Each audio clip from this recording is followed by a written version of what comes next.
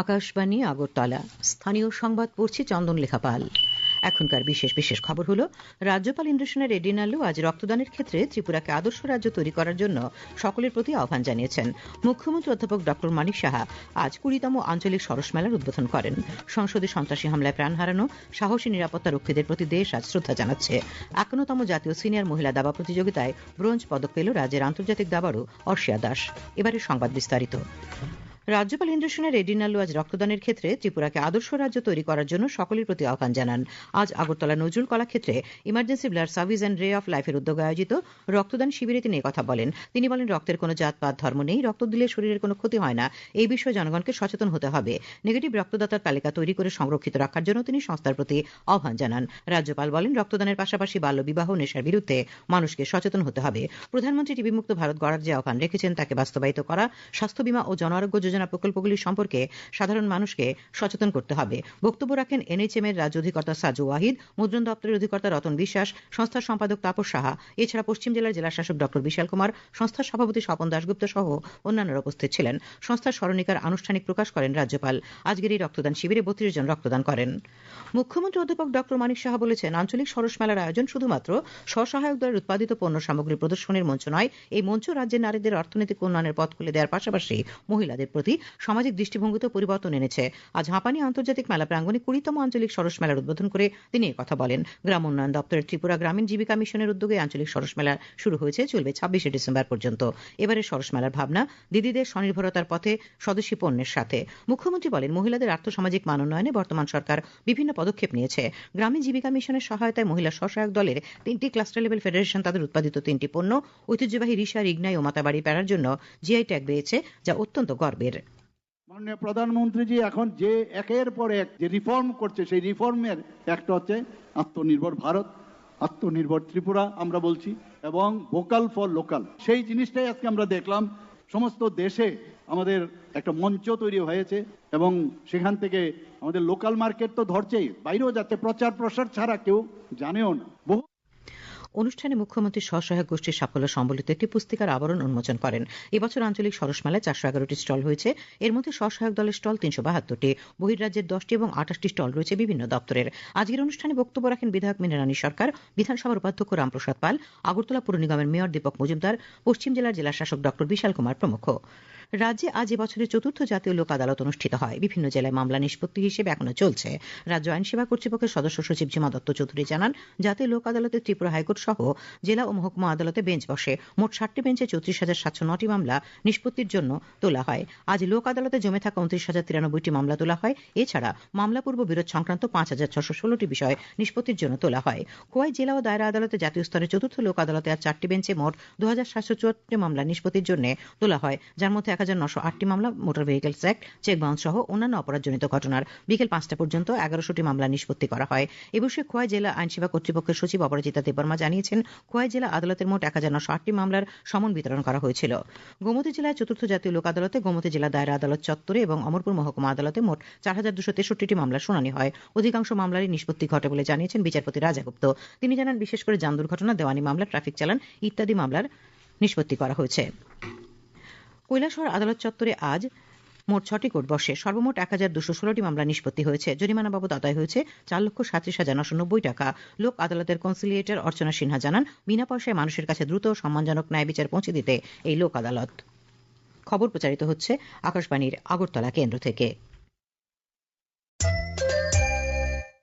আকাশবাণীর সংবাদের আপডেট পেতে লগ ইন করুন www.newsonair.com এবং নিউজ অন এয়ার অ্যাপ, এবং টুইটার ও ফেসবুক প্ল্যাটফর্মে এআইআর নিউজ অ্যালার্টসে। ইউটিউবে লক্ষ্য রাখুন নিউজ অন এয়ার অফিসিয়ালে। এছাড়া আকাশবাণী আগরতলার সংবাদের আপডেট পেতে দেখুন টুইটার বা এক্স হ্যান্ডেলে আকাশবাণী নিউজ আগরতলা, ফেসবুকে এআইআর নিউজ আগরতলা এবং ইউটিউবে আকাশবাণী নিউজ আগরতলা। সংসদে সন্ত্রাসী হামলার প্রাণ হারানো সাহসী নিরাপত্তা রক্ষীদের প্রতি দেশ আজ শ্রদ্ধা জানাচ্ছে। এই উপলক্ষে আজ সংসদ ভবন প্রাঙ্গণে এক শ্রদ্ধাঞ্জলি অনুষ্ঠানের আয়োজন করা হয়। রাষ্ট্রপতি দ্রৌপদী মুর্মু সন্ত্রাসী হামলার সময় জীবন উৎসর্গকারী সাহসী নিরাপত্তা কর্মীদের প্রতি শ্রদ্ধা জানান। সামাজিক মাধ্যমে তিনি বলেছেন যে দেশ সেই বীরদের সাহস, বীরত্ব এবং আত্মত্যাগকে শ্রদ্ধা জানায়। উপরাষ্ট্রপতি এবং রাজ্যসভার চেয়ারম্যান সিপি রাধাকৃষ্ণন, প্রধানমন্ত্রী নরেন্দ্র মোদী, কেন্দ্রীয় মন্ত্রী পীযূষ গোয়েল, জিতেন্দ্র সিং, কিরেন রিজিজু এবং অর্জুন রাম মেঘওয়াল সংসদ ভবনে শহীদদের প্রতি পুষ্পার্ঘ্য নিবেদন করেন। কেন্দ্রীয় স্বরাষ্ট্রমন্ত্রী অমিত শাহ, প্রতিরক্ষামন্ত্রী রাজনাথ সিং, বিদেশমন্ত্রী ডক্টর এস জয়শঙ্কর এবং তথ্য সম্প্রচার প্রতিমন্ত্রী ডক্টর এল মুরুগান ও সাহসী নিরাপত্তা কর্মীদের প্রতি শ্রদ্ধাঞ্জলি জানিয়েছেন।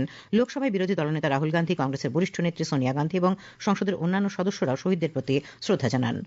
2001 সালের 13 ডিসেম্বরে সংসদে হামলা নিছকে আতঙ্ক ছড়ানোর প্রয়াস ছিল তা নয়, সেটি ছিল ভারতীয় গণতন্ত্রের পীঠস্থানে আঘাত হানার বিদেশি চক্রান্ত। আমাদের বীর বীরাঙ্গনা, নিরাপত্তারক্ষী জওয়ান, আধিকারিকরা শেষ রক্তবিন্দু অর্পণ করে সফল হতে দেননি সেই চক্রান্ত। এখন এ নিয়ে একটি প্রতিবেদন।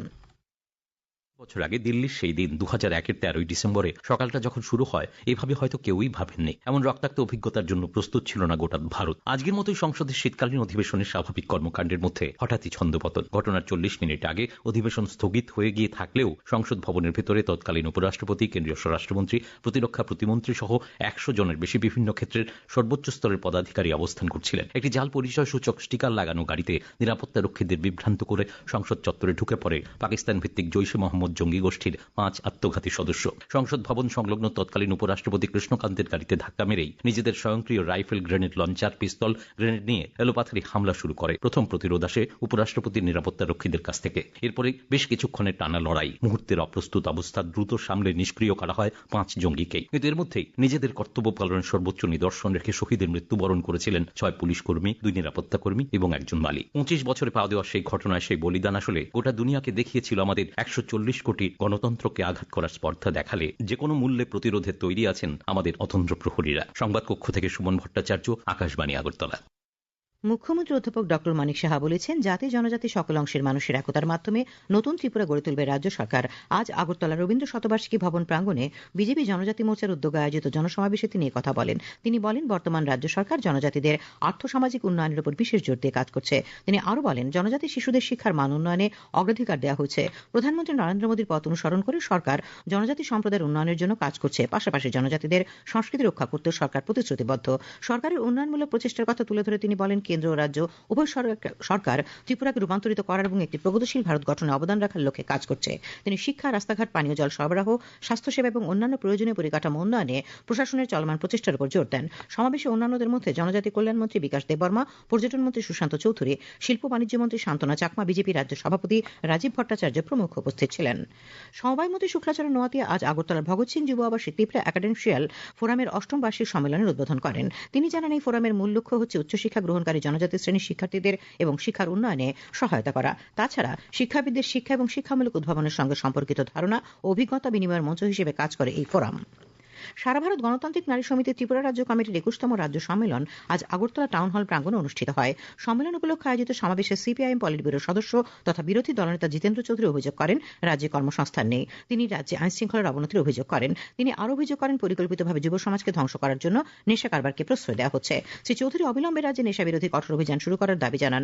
সম্মেলনে সারা ভারত গণতান্ত্রিক নারী সমিতির সাধারণ সম্পাদক মরিয়ম ধাওয়ালে সহ সমিতির রাজ্য ও জাতীয় স্তরের নেতৃবৃন্দ উপস্থিত ছিলেন। দক্ষিণ ত্রিপুরা জেলার জোলাইবাড়ির বাসিন্দা প্লাবন ভৌমিকের 2য় শ্রেণীতে পড়ুয়া সুপ্রিতা ভৌমিকের উন্নত চিকিৎসার জন্য প্রধানমন্ত্রী জাতীয় ত্রাণ তহবিল থেকে 3 লক্ষ টাকা মঞ্জুর করা হয়েছে। প্রাক্তন মুখ্যমন্ত্রী তথা সাংসদ বিপ্লব কুমার দেব আজ এই তথ্য জানিয়েছেন। তিনি জানান, সুপ্রিতার চিকিৎসার জন্য প্রধানমন্ত্রীর কাছে প্রয়োজনীয় আর্থিক অনুদান দেওয়ার জন্য তিনি চিঠি দিয়েছিলেন। খেলার খবর। অনূর্ধ্ব 19 বছরের মেয়েদের সীমিত ওভারের জাতীয় ক্রিকেটের প্রথম ম্যাচে জয় পেল ত্রিপুরা। নাগপুরের বিদর্ভ ক্রিকেট অ্যাসোসিয়েশন মাঠে অনুষ্ঠিত খেলায় আজ রাজ্য দল 23 রানে মেঘালয়কে হারিয়ে দেয়। 51তম জাতীয় সিনিয়র মহিলা দাবা প্রতিযোগিতায় ব্রোঞ্জ পদক পেল রাজ্যের আন্তর্জাতিক দাবাড়ু অর্ষিয়া দাস। পশ্চিমবঙ্গের দুর্গাপুরে অনুষ্ঠিত আসরে 11 রাউন্ডের লড়াইয়ে অর্ষিয়া 8 পয়েন্ট সংগ্রহ করে 3য় স্থান দখল করে। ফলে বিশ্বকাপ, এশিয়া কাপ ও কমনওয়েলথ দাবার আসরে খেলার যোগ্যতা লাভ করল সে।